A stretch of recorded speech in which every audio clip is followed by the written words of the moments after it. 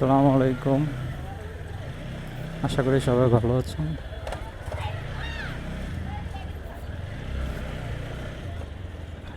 আজকে যাচ্ছি একটা কাজে, কিন্তু একটু পরে বৃষ্টি হবে মনে হয়। আচ্ছা, বাইকটা ইউটার্ন নিয়ে নেই, তারপরে বাকি কথা হচ্ছে সকলের মাঝে।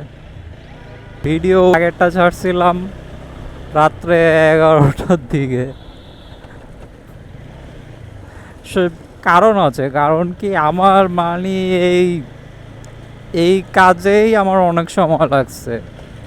যেমন আমি আমার ফোন স্টোরেজ তো খুবই কম, যার জন্য আমার ভিডিওটা কি করা লাগছে, আপনার ভিডিওটা করার পরে আপনার যখন ডাউনলোড দিব অ্যাপটার থেকে ডিজে, তখন ফোনে যাবতীয় অ্যাপ থেকে শুরু করে সব কিছুই আনইনস্টল করা লাগছে। হুম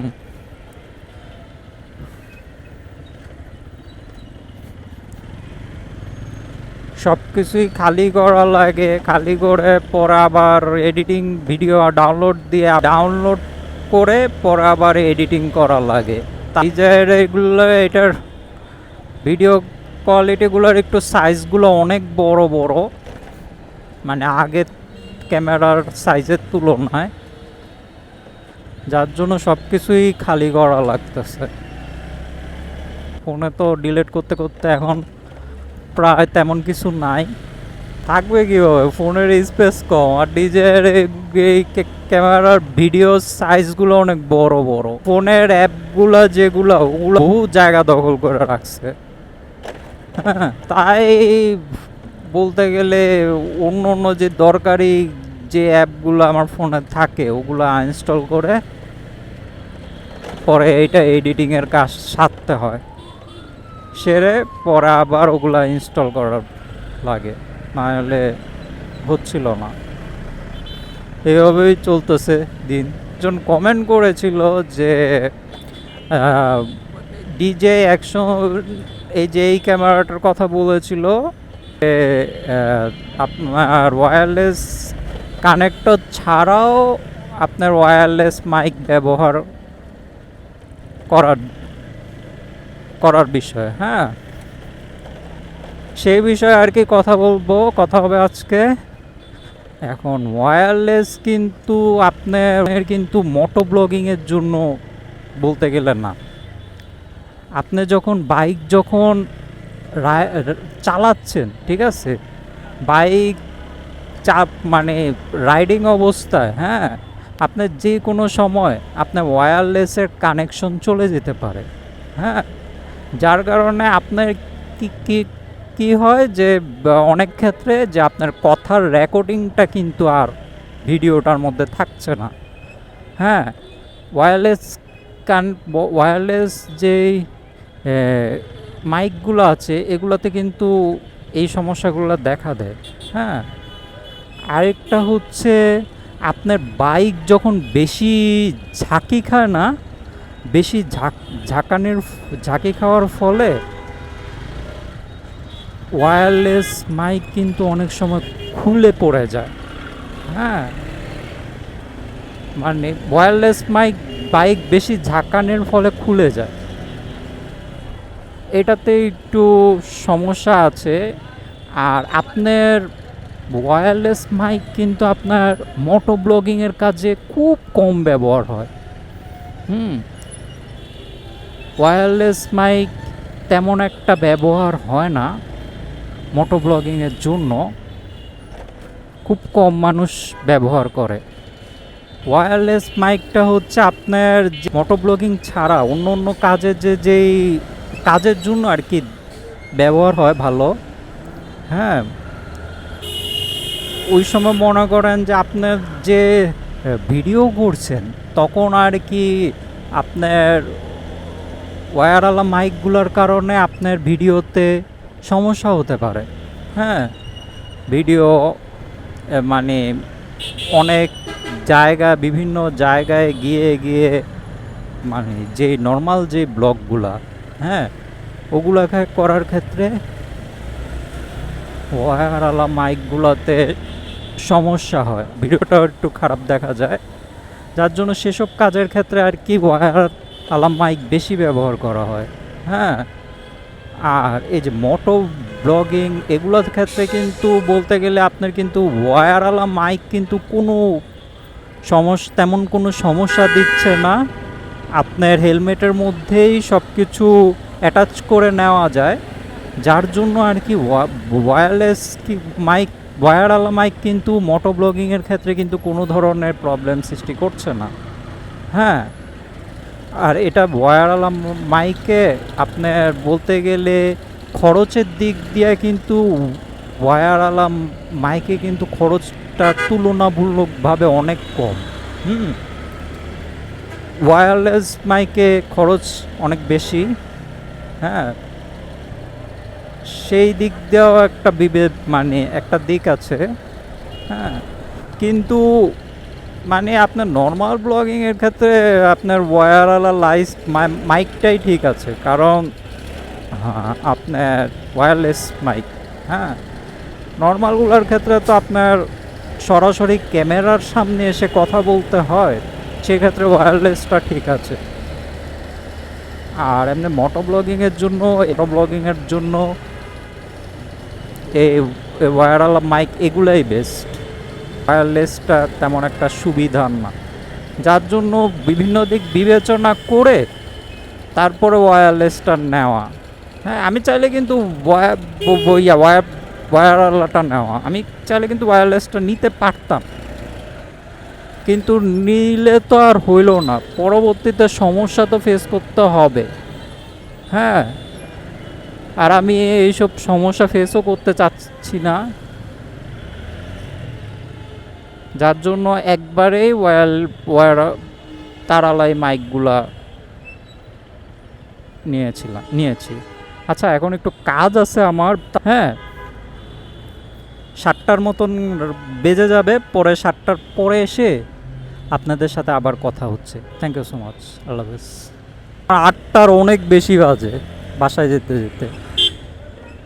গিয়েছিলাম ভার্সিটির থেকে একটা কাজ দিয়েছিল, মানে একটা এক্সেলের একটা পেঁচানো একটা কাজ দিয়েছিল, ওইটা আর কি অনেকটুকু মানে মাথার উপরে দিয়ে যাচ্ছিল।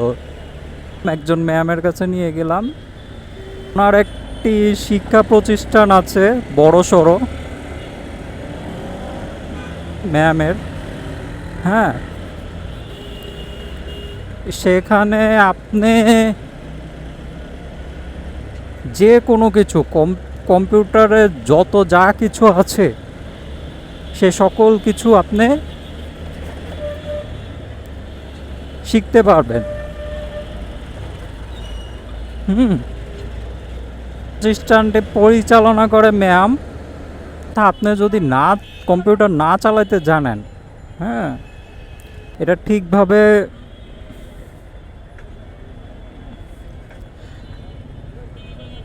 শিখবেন না ততদিন পর্যন্ত সার্ভিস থাকবে। হ্যাঁ,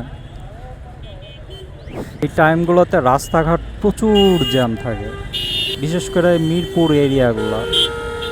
ধরেন যে একটা কোর্স 3 মাসের,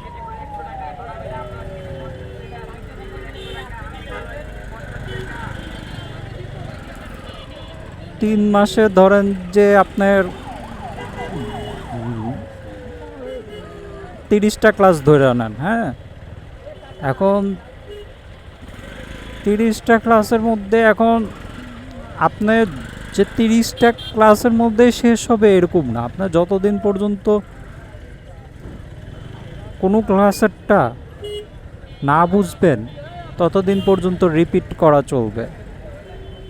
মানে একটা বই আছে, ওই বইটা পুরাটুক শেষ করিয়ে পরে কোর্স কমপ্লিট করায়। হ্যাঁ, এখন এটা নিয়ে একটা বড় সড়ো ভিডিও আসতে চলেছে।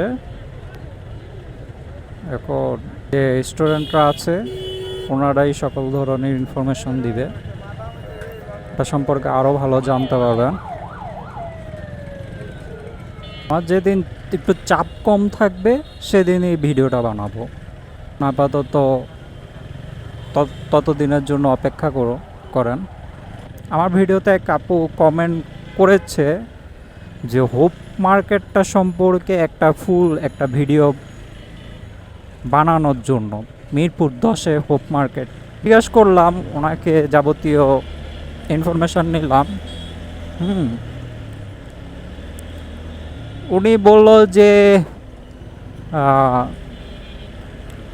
ফ্রাইডেতে মার্কেটটা শুধুমাত্র মার্কেটটা ফ্রাইডেতে বসে। হ্যাঁ, অন্য দিন মার্কেট হোপ মার্কেটটা বসে না, শুধুমাত্র ফ্রাইডেতে এই মার্কেটটা থাকে। হ্যাঁ, আমি চেষ্টা করব, আমি বলছি যে আমি খোঁজ নিয়ে দেখব মার্কেটটি যাবতীয় বিষয় বিস্তারিত সকল কিছু খোঁজ নিয়ে দেখব।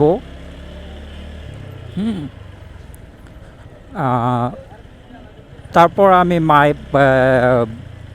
একটা ভিডিওতে মার্কেটটা নিয়ে তুলে ধরব। হ্যাঁ, উনি হচ্ছেন দেশের বাইরে থাকেন। আগে হোপ মার্কেটটিতে ওনার যাওয়া হয়েছিল, তাই উনি চান যে আমি যাতে একটা ভালো একটা ভিডিও, বড়সড় একটা ভিডিও করে যাতে এটা নিয়ে বিস্তারিত বলি আর এই মার্কেটটি সম্পর্কে নানা তথ্য আমি যাতে তুলে ধরি ভিডিওর মাধ্যমে। হ্যাঁ, তাই আমি দেখি ফ্রাইডেতে আমি খোঁজ নিব যে মার্কেটটা মিরপুর 10-এ কোথায়, কোন জায়গায় বসছে না বসছে। যদি মার্কেটটা পেয়ে থাকি, হ্যাঁ, মার্কেটটি যদি পেয়ে থাকি তাহলে অবশ্যই একটা ভিডিওতে আমি মার্কেটটি সম্পর্কে তুলে ধরব। যেহেতু শুক্রবারে বসে তাহলে একটু অপেক্ষা করতে হবে, যার কারণে অন্য দিন যেহেতু বসে না। ভিডিও বেশি লং করব না, কথা বলতে গেলে ওইভাবে আর কি সময়টা আর কি বুঝতে পারি না, ওইভাবে অত বেশি একটা হুশ থাকে না। পরে কথা বলতে বলতে পরে দেখি যে না, অনেক সময় হয়ে গেছে। আমার হুশটা আর কি অত প্রায় অনেক সময় থাকে না, যার জন্য আর কি লং হয়, বেশি লং হয়। কিন্তু বেশি লং তো ছাড়া হয় না, ছোট ছোট করেই ছাড়ি। আমার বাইকটাতে এই গিয়ার শিফটারের এটা খুব তাড়াতাড়ি ঠিক করাইতে হবে, কারণ আমার বাইকটে গিয়ার শিফটারের এটা বৃষ্টিতে ভিজতে ভিজতে এমন পর্যায়ে চলে গেছে, অনেক হার্ড হয়ে গেছে। আর গিয়ারে উঠা নামানোটা একটু অনেক বেশি একটু আগে কম ছিল, কিন্তু এই বৃষ্টি হইতে হইতে হইতে ভিজতে ভিজতে বাইকের গিয়ার শিফটারে এটা প্রচুর জ্যাম পড়ে গেছে। এগুলো কাজ না করালে বাইকেরই উল্টা সমস্যা দেখা দিতে পারে।